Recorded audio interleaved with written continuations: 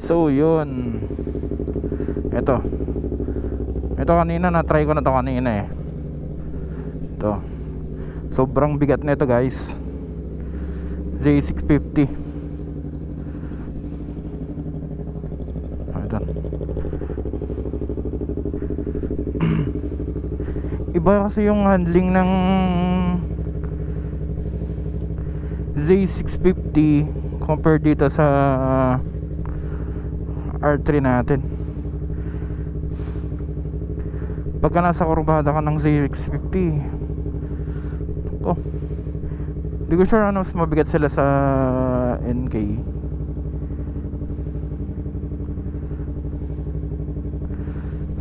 NK 400 mabigat din kasi.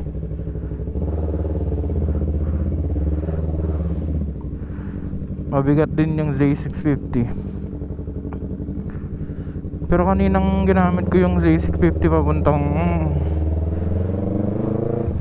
Pangpang. Iba yung bigat. Pagod kaninang dumaan kami sa perimeter kanina, halos di ko maligo masyado.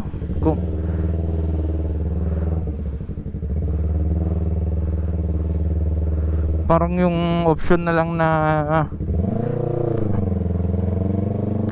maganda na pagliligo ka dun, yung katawan mo eh, sasama mo paliko eh.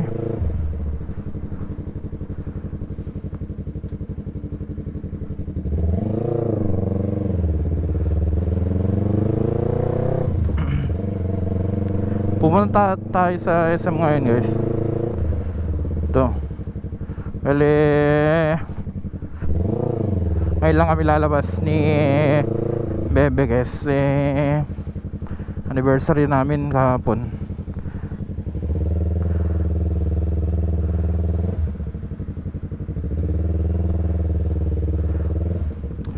Papaganda daw siya, papakilay, papagupit.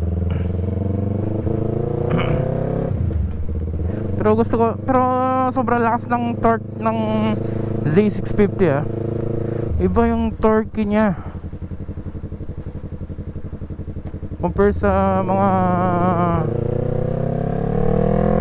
na-drive ko na motor. Nakapag-drive naman na ako ng NK, pero diba, pero yung torque talaga, sobrang torque talaga ng Z650.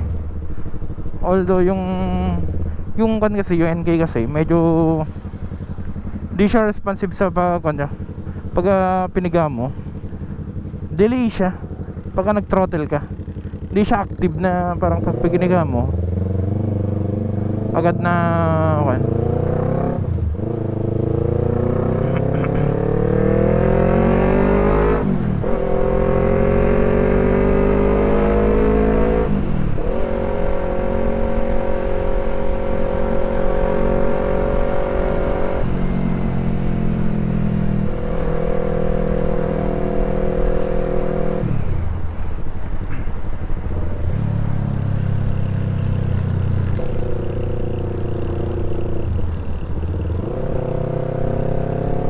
pero di ko pa kasi na top speed yung Z650 eh.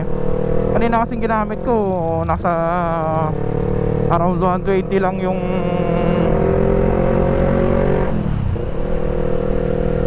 takbo ko kanina eh.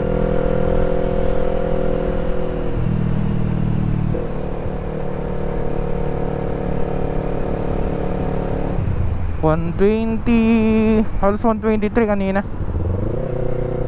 Pero halos lang parang naka kwarta pa lang ata ako nun.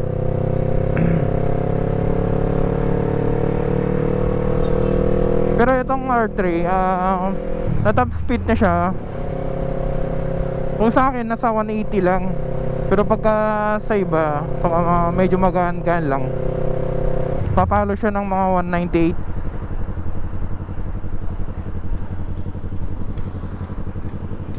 Okay na yun. Hindi naman tayo makapagpatakbo sa sa mga ganitong kalsada na daming mga sasakyan ng mga ganong pagka malawak-lawak talaga yung kalsada pwede, pero kung mga ganitong sitwasyon hindi pwede. Racetrack pwede, kung mga ganito hindi pwede.